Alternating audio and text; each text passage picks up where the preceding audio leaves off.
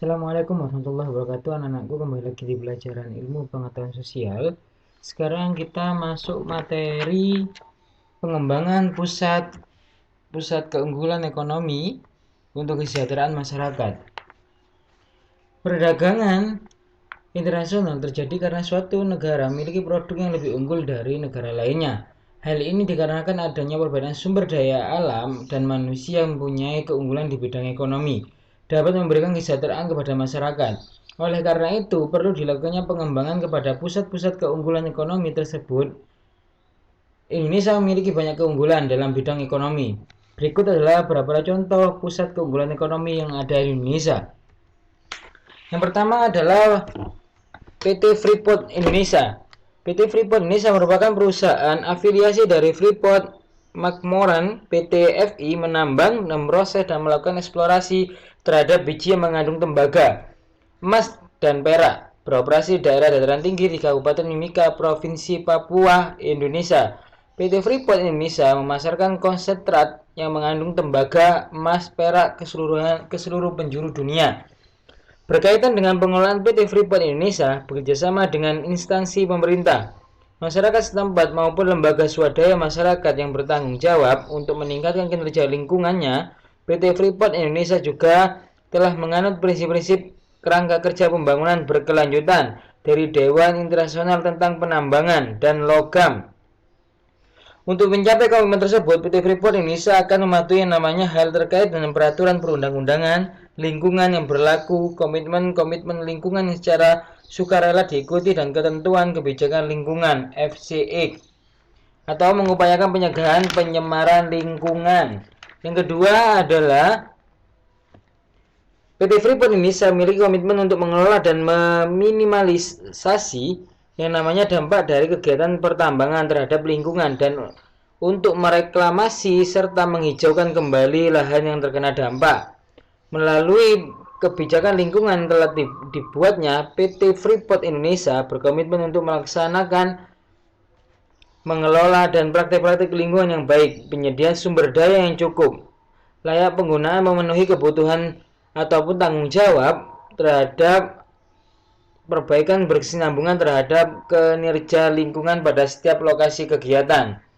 Jadi PT Freeport Indonesia juga memiliki komitmen kuat untuk mendukung penelitian ilmiah guna memahami lingkungan sekitar tempat pertambangan beroperasi serta melakukan pemantauan yang berkomprehensif untuk menentukan efektivitas dan praktik-praktik kegiatan pengelolaan.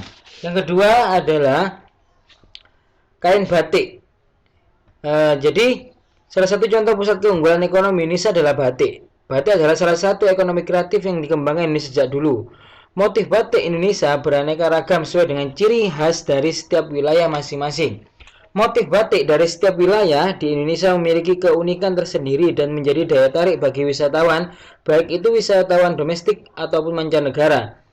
Per tanggal 2 Oktober 2009, UNESCO menetapkan batik sebagai warisan kemanusiaan untuk budaya lisan dan non-Bedawi. Batik merupakan salah satu hasil ekonomi kreatif yang dikembangkan Indonesia sejak dulu. Batik adalah kerajinan yang memiliki nilai seni yang tinggi dan telah menjadi bagian dari budaya Indonesia. Batik adalah kain bergambar yang pembuatannya secara khusus dengan menuliskan atau menggerakkan malam pada kain tersebut. Kemudian pengolahan diproses dengan tentu yang memiliki ciri khas batik Indonesia secara teknik, teknologi, serta pengembangan motif dan budaya yang terkait. Jika dilihat dari tekniknya, batik dibagi menjadi 3 jenis, yaitu batik tulis, merupakan yang dihias tekstur corak batiknya menggunakan tangan, di mana satu kain batik dapat dihasilkan dengan waktu kurun 2-3 bulan. Yang kedua, batik cap, merupakan kain yang dihias dari tekstur dan corak batik yang dibentuk dengan cap, biasanya terbuat dari tembaga yang membutuhkan waktu 2-3 hari untuk pembuatan batik tersebut. Yang ketiga adalah batik lukis, merupakan proses pembuatan batik dengan cara melukis pada kain putih. Pewarnaan batik tulis biasanya menggunakan serat-serat alami. Selanjutnya adalah Pertamina. Disebut Pertamina di sini adalah sebuah BUMN, badan usaha milik negara yang bertugas mengelola penambangan minyak dan gas. bumi di Indonesia. Pertamina masuk urutan ke 122 dalam Fortune Global 500 pada tahun 2013. Pertamina pernah mempunyai monopoli pendirian SPBU di Indonesia. Namun monopoli tersebut telah dihapuskan pemerintah pada tahun 2001.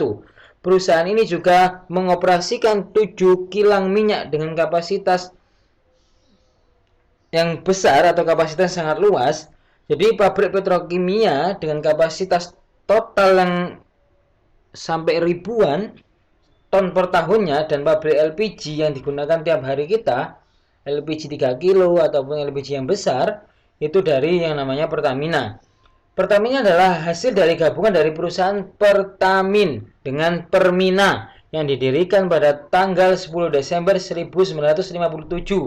Penggabungan ini terjadi pada tahun 1968.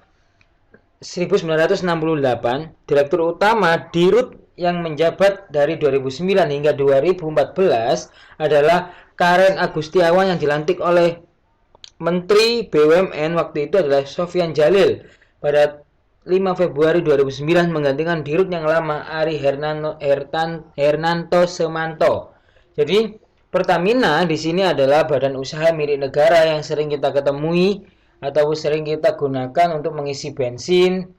Kalau biasanya plesetannya kalau bukan Pertamina ya Pertamini, seperti itu. Jadi sekian anak-anak, mungkin pelajaran dari IPS hari ini terkait materi pengembangan pusat-pusat keunggulan ekonomi untuk kesejahteraan masyarakat. Nanti bisa ditanyakan di grup yang sudah tersedia. Sekian dari Pak Rahman, wallahul muwaffiq ila aqwamit thoriq. Wassalamualaikum warahmatullahi wabarakatuh.